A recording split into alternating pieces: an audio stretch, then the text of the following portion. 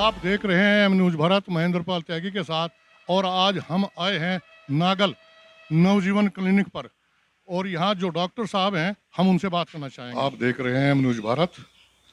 M news Bharat में आपका स्वागत है और मैं हूँ महेंद्र पाल त्यागी एम न्यूज भारत से। हाँ, आज हम नवजीवन क्लिनिक पर आए हैं और हम यहाँ डॉक्टर साहब से कुछ बात करना चाहेंगे। वो हमको बताएंगे कि आजकल की क्या क्या बीमारियाँ चल रही हैं और उनका क्या उपाय है रोकथाम का।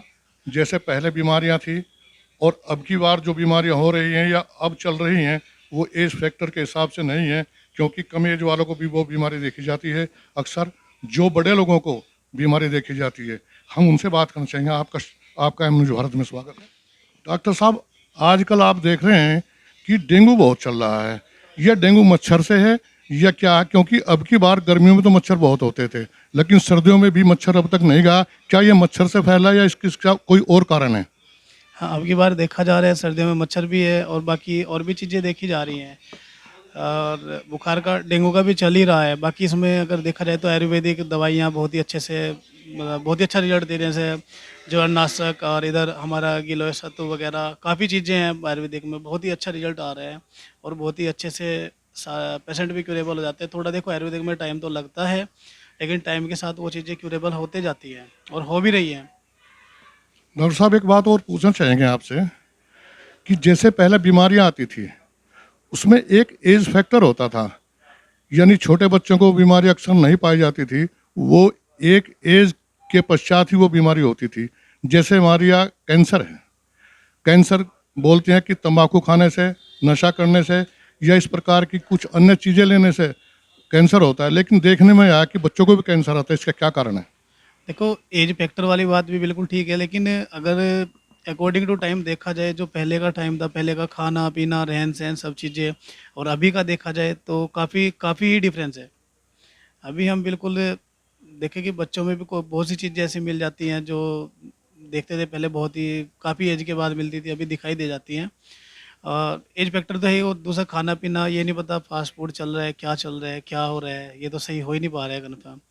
खाने पीने से तो सबसे ज़्यादा ही है फिलहाल के टाइम में। बाकी एज फैक्टर भी यही है, क्योंकि पहले क्या था, सुबह उठते सब वॉकिंग करते ही है, अभी कौन जाते हैं।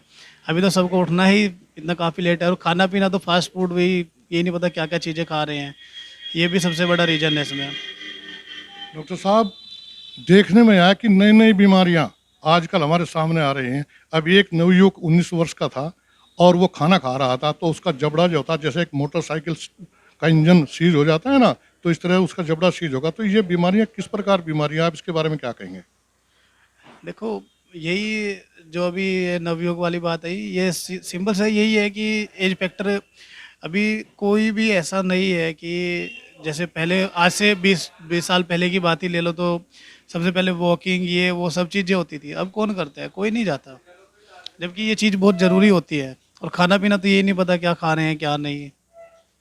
आजकल ये हार्ट पेशेंट जो था देखने में ज़्यादा आ रहे हैं और हार्ट की वजह से लोगों की मृत्यु भी बहुत ही अच्छे अनुपात में हो रही है। तो क्या कारण है, हार्ट पेशेंट क्यों है ज़्यादातर अधिकतर देखने में आ रहे हैं? देखो, ये तो WHO के अकॉर्डिंग भी काफ़ी गाइडलाइंस निकलती रहती हैं। बाकी अगर इन चीज़ों के लिए क्यूरेबल करने के लिए अगर सही से टाइम से ट्रीटमेंट लिया जाए तो ये चीज़ें क्यूरेबल भी हो जाती हैं। बाकी अब तो हमारा आयुर्वेद में पतंजलि योगपीठ है, इतनी अच्छी अच्छी चीज़ें निकाल रहे हैं। काफ़ी मतलब कॉम्बिनेशन के साथ में अच्छे अच्छे बहुत ही सत्तू वगैरह, बाकी और भी चीज़ें हैं और इनसे क्यूरेबल भी होते जा रहे हैं।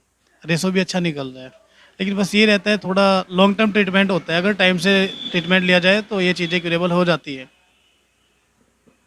एक बात और पूछना चाहूँगा आपसे मैं कि ये जो बीमारियां बढ़ रही हैं अधिकतर, कभी कोई बीमारी, कभी कोई बीमारी आ जाती है, कभी कैंसर आ जाता है, कभी डेंगू आ जाता है, कभी वायरल आ जाता है। तो इनसे बचने का क्या उपाय है? क्या मुख्य उपाय है? क्या अच्छा तरीका है? देखो, इसमें सबसे अच्छा तरीका तो ये अपना रहन सहन, आसपास की साफ सफाई, खाना पीना और सारी चीज़ें ही मतलब अच्छे अच्छे फॉलो करना। अगर यही खाना पीना गलत रहेगा और साफ़ सफाई नहीं होगी तो ये मच्छर पैदा होना, ये चीज़ें तो होंगी। तो बेस्ट है अपने वही घर के आसपास जो भी है सब साफ़ सफाई का ध्यान रखें, खाना पीना अच्छा रखें, टाइम से उठें, टाइम से सोएं, सब कुछ मतलब अच्छा रखें तो शायद काफ़ी चीज़ें कवर अप हो सकती है। बहुत ही अच्छी बात बताई आपने। एक प्रश्न और भी है मेरा कि देखने में आता है कि डॉक्टर जो था किसी एक विशेष बीमारी का इलाज बहुत अच्छी तरीके से करते हैं और वो उसके विशेषज्ञ कहलाते हैं। तो क्या आपके बारे में भी कोई ऐसी बात है कि जो आप किसी चीज़ के विशेषज्ञ हैं, इसके बारे में आप क्या कहेंगे? देखो, मेरा मोस्टली तो यही रहता है, थोड़ा जब बीएमएस किया है तो आयुर्वेदिक की साइड काफ़ी रुझान है। और काफ़ी क्या, ऑलमोस्ट मैं तो ट्रीटमेंट में यही चाहता हूँ पेशेंट को आयुर्वेदिक की साइड लेके चलें। बाकी पेशेंट्स का रुझान नहीं हो पाता उस साइड, लेकिन मैं मानता हूँ इससे ज़्यादा क्यूरेबल कुछ नहीं होगा। देखो, लॉन्ग टर्म होता है लेकिन क्यूरेबल निकलता है, बहुत अच्छे से निकलता है। एक लास्ट प्रश्न मेरा और है, और अब तक इस प्रश्न का जो सही उत्तर है वो मिल नहीं पाया, इसलिए मैं आपसे भी जानकारी लेना चाहूँगा, पूछना चाहूँगा कि जैसे ये चिकित्सक जो होते हैं और चिकित्सा प्रणाली बहुत होती है, जैसे आपने बताया कि आयुर्वेदिक भी है, एलोपैथिक भी है, होम्योपैथिक भी है, तो इसकी डिग्री लेते हैं लोग बाग, और क्या डिग्री लेने के बाद अपने को डॉक्टर लिख सकते हैं वो? डिग्री लेने के बाद डॉक्टर लिखना और डिग्री लेने के बाद एक्सपीरियंस गेन करने के बाद डॉक्टर लिखना, इसमें काफ़ी डिफरेंस रहता है। बाकी मेरा मानना है एक्सपीरियंस गेन करना बहुत ज़रूरी होता है, क्योंकि बहुत से केस ऐसे निकल के आप आते हैं, एक्सपीरियंस गेन करने के बाद भी ये दिखता है कि हाँ, हमें सब कुछ न्यू मिल रहा है। कभी कभी ये बहस का मुद्दा बन जाता है, कुछ लोग ये बोलते हैं कि एमएस या एमडी मतलब मास्टर डिग्री होनी जरूरी है तभी डॉक्टर लिख सकते हैं, एमबीबीएस डिग्री लेने के बाद, क्योंकि डिग्री वो एक डिग्री होती है, तो वो डॉक्टर नहीं लिखना चाहिए। तो इस बारे में आप स्पष्ट राय देंगे? नहीं, देखो, मास्टर डिग्री एमएस हो, एमडी हो, कुछ भी हो, अच्छी बात है, बहुत अच्छी बात है और लेना चाहिए।